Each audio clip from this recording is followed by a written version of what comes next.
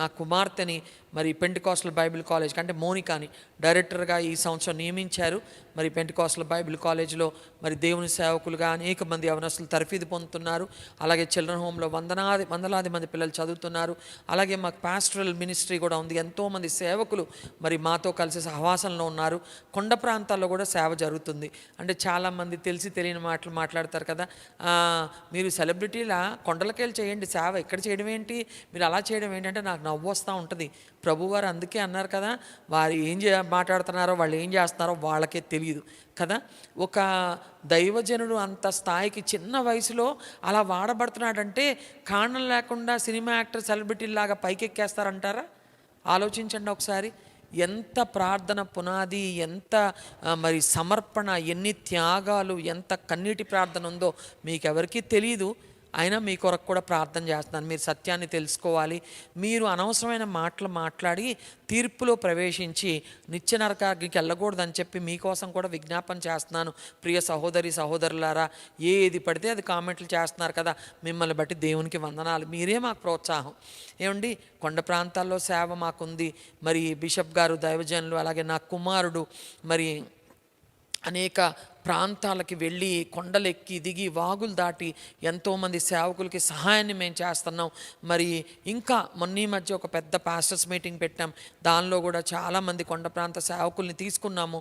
మరి వాళ్ళకి సహాయాల్ని పంపించి వాళ్ళని ప్రోత్సహించడానికి ఆ పరిచర్య కూడా దేవుడు మాకు ఇచ్చాడు. మరి దేవుడు ఇంతగా మరి పరిచయంలో వాడుకుంటున్నాడు. మళ్ళీ చెప్తున్నాను, నా చిన్న యవ్వన జీవితాన్ని ప్రభుకు నేను సమర్పించినందుకు ఆయన నాకేమీ తక్కువ చేయలేదు.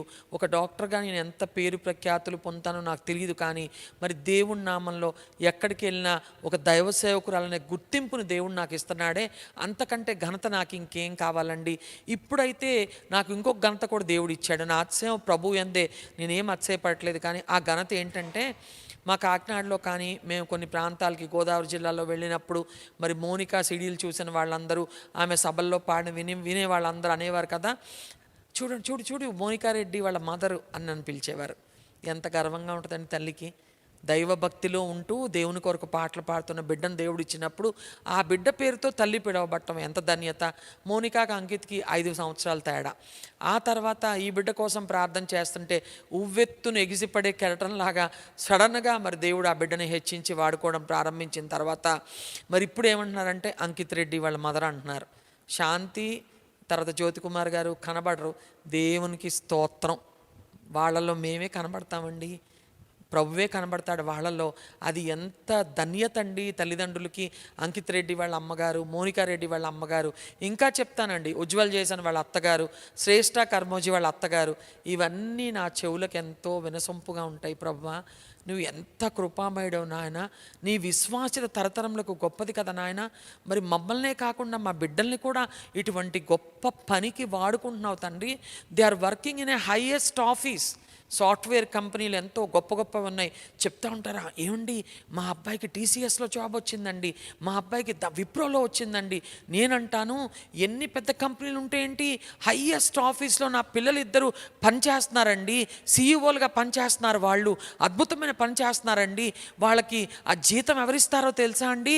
ఈ లోకంలో మనుషులు ఇచ్చినా ఇవ్వకపోయినా మాకు పైనుండి పరలోకం నుండి జీతం వస్తుందండి అని చెప్పి నేను సగర్వంగా చెప్పగలను.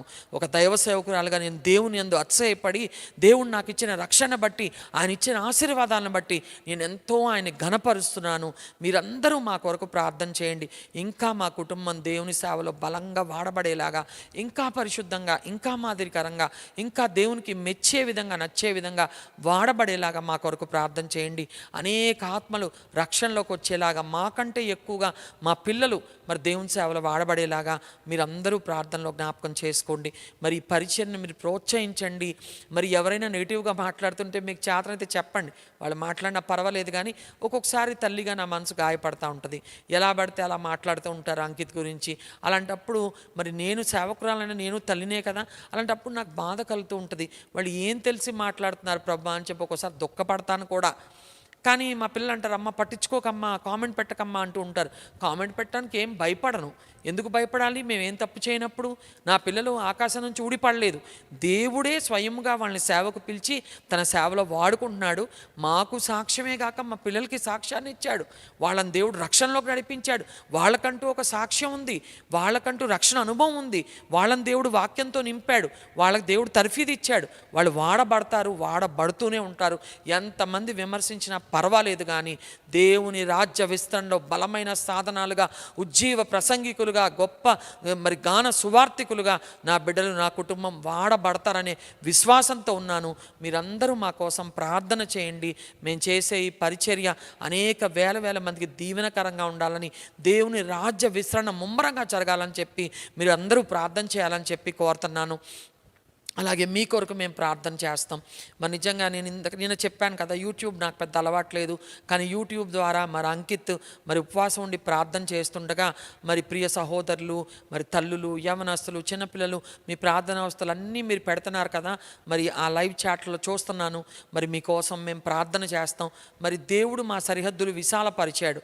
మేము చర్చవాడలో సేవకులుగా ఉండి మరి వాళ్ళ కోసమే ప్రార్థన చేయడం, తెలిసిన వాళ్ళ కోసం ప్రార్థన చేయడమే కాక, ఇప్పుడు సార్వత్రిక సంఘంలో మరి ఆత్మీయంగా బలహీనమైన వాళ్ళని, లేకపోతే అవసరతలు కలిగిన వాళ్ళని, స్వస్థత కలిగిన వాళ్ళని, మరి అప్పులతో బాధలతో కొట్టుమిట్టాడుతున్న వాళ్ళ నిమిత్తమై ప్రార్థన చేయడానికి దేవుడు ఈ సమయంలో ఈ బాధ్యత కూడా మాకు అప్పగించాడని చెప్పి మేము నమ్ముతున్నాం.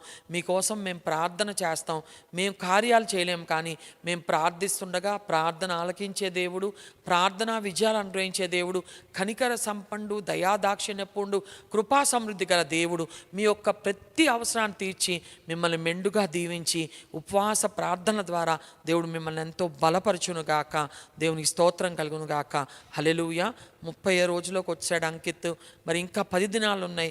ఆ 10 దినాలు కూడా మరి అంకిత్ బలంగా ఉండేలాగా, అంకిత్ శ్రేష్ఠ ఆరోగ్యంగా ఉండి ఇంకా ఎక్కువగా దేవుని సేవ చేసేలాగా మీరు ప్రార్థన చేయండి. అలాగే నా కుమార్తె మౌనిక, ఆమె భర్త ఉజ్వల్ జేసన్, వాళ్ళు కూడా దేవుని సేవలో బలంగా వాడబడేలాగా వాళ్ళ కొరకు కూడా ప్రార్థన చేయండి. నా కొరకు, నా భర్త గారు బిషప్ జ్యోతి కుమార్ గారి కొరకు, మాకు ఇచ్చిన చిన్న మనవరాలు సాక్షి ఎలోరా, అంటే దేవుని కొరకు సాక్షి, ఆ బిడ్డ కొరకు కూడా మీరు ప్రార్థనలో జ్ఞాపకం చేసుకోండి. అలాగే పుట్టబోయే మా మనవడ కొరకు ప్రార్థన చేయండి. శ్రేష్ఠ గర్భవతిగా ఉంది కదా, ఖచ్చితంగా చెప్తాను దేవుడు మనవడిని ఇస్తారు, ఎందుకంటే ఇంకొక సేవకుడు కావాలి కనుక మీరందరూ మా కోసం కూడా ప్రార్థనలో జ్ఞాపకం చేసుకోండి.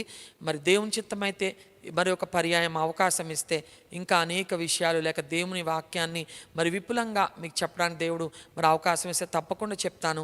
దేవుడు నాకు ఇచ్చిన సమయాన్ని బట్టి దేవునికి ఎన్నో వందనాలు, స్తోత్రాలు, కృతజ్ఞతలు చెల్లిస్తున్నాను. దేవుడు ఈ సాక్ష్యం ద్వారా మిమ్మల్ని బలపరచును గాక. ఆమెన్. సమయాన్ని మళ్ళీ మౌనిక కప్